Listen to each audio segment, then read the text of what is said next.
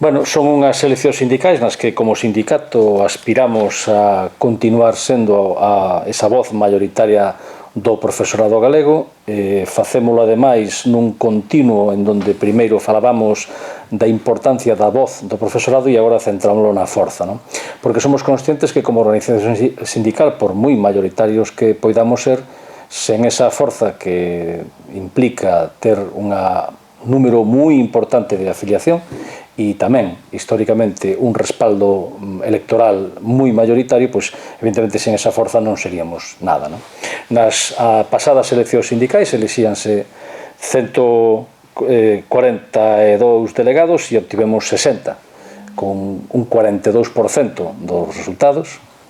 a moitísima diferenza da segunda organización sindical, e o que aspiramos nestas eleccións é a revalidar eses resultados e a ser posible incrementalos, aínda sendo conscientes de que o teito electoral o que xa chegamos pois é difícil de superar, non? Pero ese é o obxectivo que nos fixamos, non? Nestas eleccións van participar, están chamados a participar un total de 33.068 profesoras e profesores do ensino público, e o que facemos é presentar unhas candidaturas moi amplas en donde o que buscamos é que haxa unha representación de todo o que é a pluralidade do profesorado, e pluralidade implica que levamos candidatos e candidatas de todo tipo de centros, desde unitarias pequenas a conservatorios e centros integrados ao ocio profesional, de todos os ámbitos xeográficos, de zonas rurais, de zonas urbanas. Pretendemos combinar, así o facemos nesas candidaturas, a persoas que teñen unha dilatada experiencia profesional e tamén unha forte implicación na vida sindical, con persoas que acaban de acceder por primeira vez mesmo ao seu posto de traballo desde hai uns meses.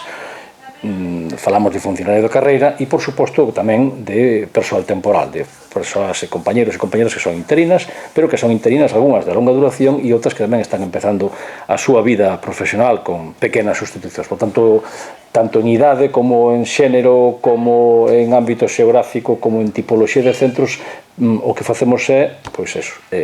abranguer a totalidade desa pluralidade que ten o ensino público galego. As persoas que imos a encabezar as 4 candidaturas provinciais, estamos hoxe aquí presentes. Somos na provincia de Ourense Elena Añel, que é unha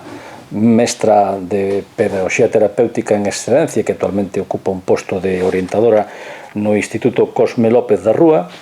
Maruxa Martínez, que é profesora de Bioloxía e Xeoloxía no IES San Tomé de Vigo, pola provincia de Pontevedra, por tanto. Laura Rojo, que é profesora de Matemáticas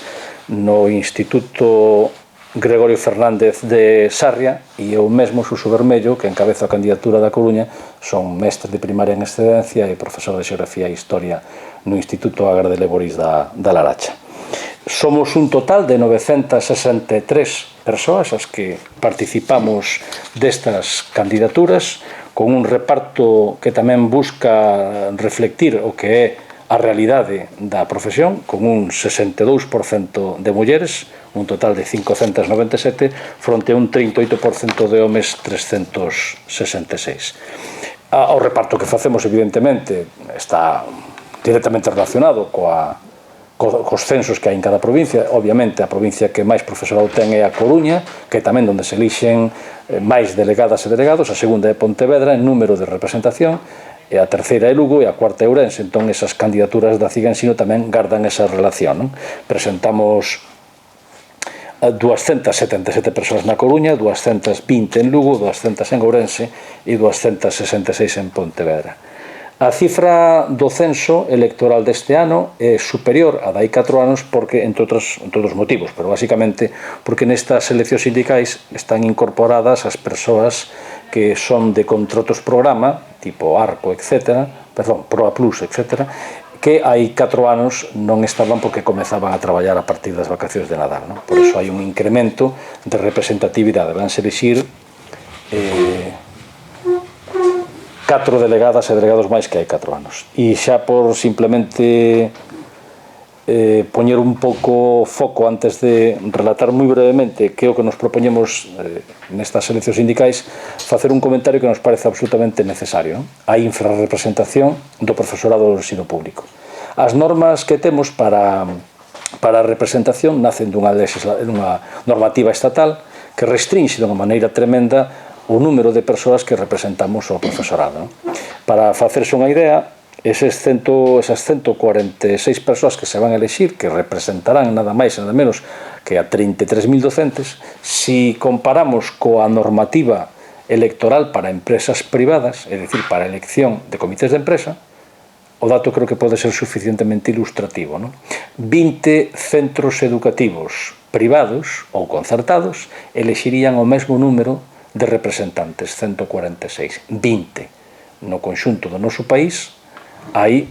aproximadamente 1.200 centros educativos. É certo que moitos son pequenos, pero tamén é certo que a maior parte deles teñen o mesmo número de docentes que terían eses centros privados. Por lo tanto, hai unha absoluta infrarrepresentación, elíxense moitísimos máis delegados e delegadas no ámbito do ensino concertado e do ensino privado que no ensino público, a pesar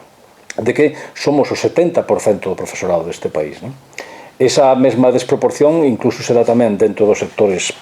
públicos, porque, por exemplo, con menos traballadores e traballadoras no ámbito da Xunta de Galiza, deben andar aproximadamente por uns 26.000, 28.000, elixen 500 delegados, cando nós imos elixir 146. E xa por último, pois un pouco retratar nunha ollada rápida o que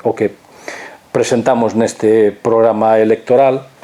que ven sendo unha serie de reivindicacións, algunhas delas históricas, outras adaptadas ás novas realidades que desde hai moitos anos vimos defendendo. En principio, loitar contra os recortes de persoal no ensino público,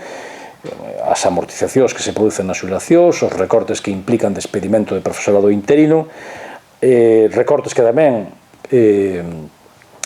debilitan o que é a atención á diversidade do noso alumnado, ou o peche de unidades especialmente no medio rural que, en detrimento dos apoios constantes ao ensino concertado, que cada ano sube a súa cota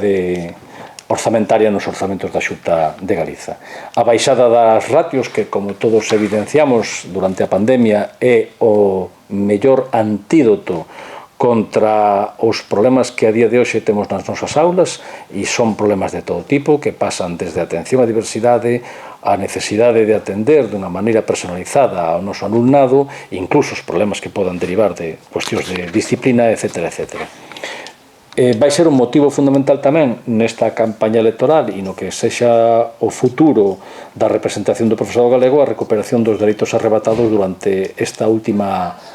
etapa do goberno de Núñez Feijóo, que con Rueda, pois, de momento se mantén exactamente na mesma posición de recortes de dereitos, especialmente no que ten que ver co horario lectivo do profesorado e con esa recuperación que demandamos das 18 sesións en secundaria e das 21 en primaria. Somos a día de hoxe unha das 5 comunidades autónomas que non recuperamos aínda eses dereitos. Desas 5 comunidades autónomas, algunha delas xa ten pactado o inicio de negociacións en breve, e temémonos que con este goberno o que se leve o profesorado galego a quedarnos no furgón de cola cando na chegada de Núñez Feijóo ao poder éramos o profesorado con mellores condicións laborais do Estado. Eliminar a burocracia, fomentar a autonomía dos centros e a participación activa do profesorado no que é a vida diaria, o deseño curricular e, polo tanto, todo o que é a dirección pedagóxica e as condicións nas que impartimos docencia é outra das cuestións que nos parecen fundamentais. Por tanto, buscamos reforzar un ensino público galego, que sexa en galego, que teña unha dinámica claramente galeguizadora, que sexa laico, que sexa inclusivo, que teña un perfil claramente de orientación feminista e no que tamén os servicios complementarios, pensemos nos problemas tan grandes que tivemos a principio de curso no transporte escolar, ou temas como comedor escolar, que todo iso dependa directamente da Xunta de Galiza e que non quede ao albur da maior ou menor capacidade orzamentaria de algúns concellos. Que sexa unha administración autonómica que xestione todos os recursos é unha cuestión fundamental, porque senón eso deriva ao final en que en función de en que concello vivas e da maior ou menor implicación dese goberno municipal, ou ás veces nin sequera iso, senón a propia capacidade económica deses concellos, vai a ter uns servizos educativos de primeiro ou de segundo grau. Portanto, debe ser unha administración autonómica a que xestione todos eses recursos. Hai cuestións que teñen que ver directamente con condicións laborais que evidentemente evidentemente van a estar tamén no centro de todo este debate. A primeira delas ten que ver con este recente acordo salarial asinado en Madrid por UGT e Comisións, que nos leva a eso que denominamos o pacto de perdas e que implica que non só o profesorado, sino todas as traballadoras e traballadores do sector público pois van ver que nos próximos 2 anos, máis neste, os nosos salarios van subir considerablemente por baixo do que soben os prezos da vida. Levamos máis de 10 anos perdendo poder adquisitivo, estamos agora mesmo por riba dun 17-18% de poder adquisitivo perdido e todo indica que no 2024 poderíamos achegarnos mesmo a un 30% de poder adquisitivo perdido. O que é certo é que os mesmos sindicatos que hai agora xusto un ano denunciaban que a suba retributiva dun 2% imposta unilateralmente polo goberno do Estado e es parecía un insulto porque naquel momento o IPC estaba nun 6%. Bueno, resulta que agora que o IPC está nun 9%, parece adecuado que a suba retributiva sexa un 1,5% máis, un 3,5%. E desde logo que o ano que ven vayamos a ver condicionado unha posible suba por riba do 2,5% a que haxa un IPC do 6% é claramente un insulto á intelixencia.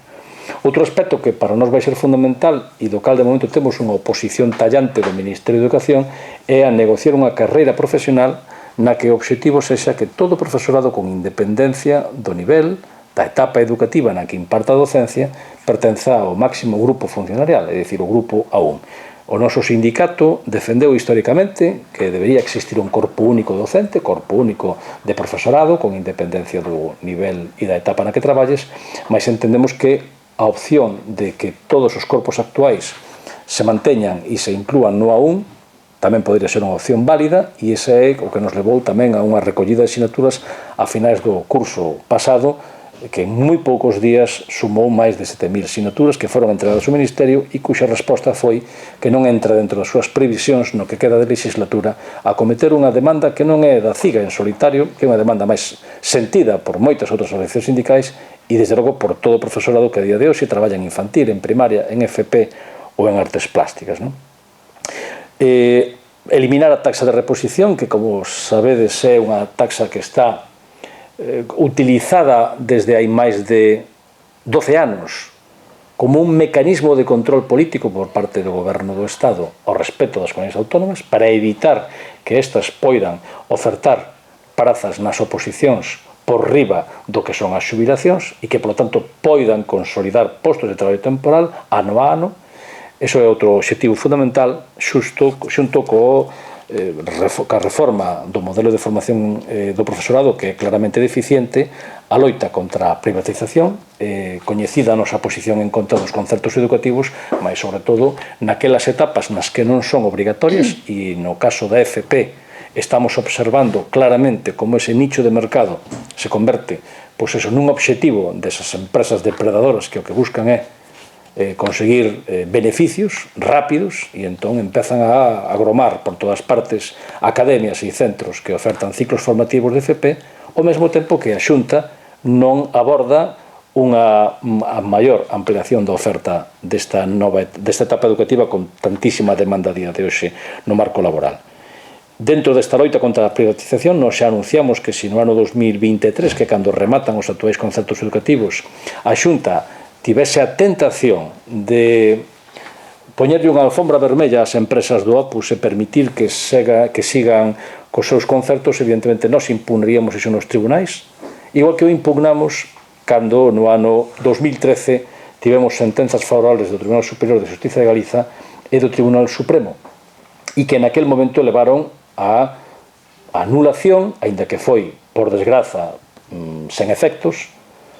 reais, sí que foron efectos desde o punto de vista das sentenzas, pero non tiveron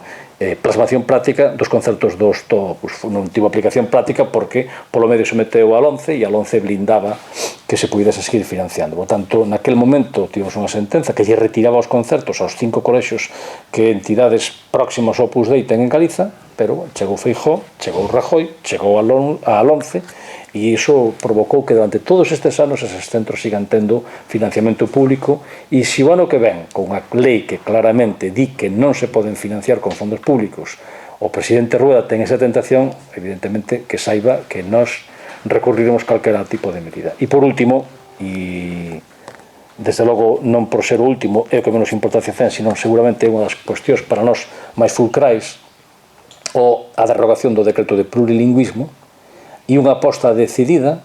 entre o profesorado, para o alumnado, pola galaización do ensino. É unha obviedade que a día de hoxe o ensino, non o público en especial, sino en todo en xeral, ten uns efectos de desgaleguización importantes. Observamos como hai moito alumnado galegofalante que entra sendo galegofalante nas aulas e que cando remata a súa escolarización obrigatoria maioritariamente se pasa ao castelán, e tamén observamos como ese alumnado que é castelán falante tamén dunha maneira bastante mayoritaria cando remata a súa etapa obrigatoria non ten as competencias como para poder ter o mesmo nivel de ambas linguas, que é simplemente o que di a propia lei de normalización lingüística. Por tanto, para nós vai ser unha cuestión fundamental tamén defender, como levamos anos defendendo desde o decreto de plurilingüismo, que se derrogue e que se chegue a un novo acordo no que a lingua galega estea no centro do debate da política educativa da Xunta de Galiza. E, pola nosa parte, nada máis. Moitas grazas.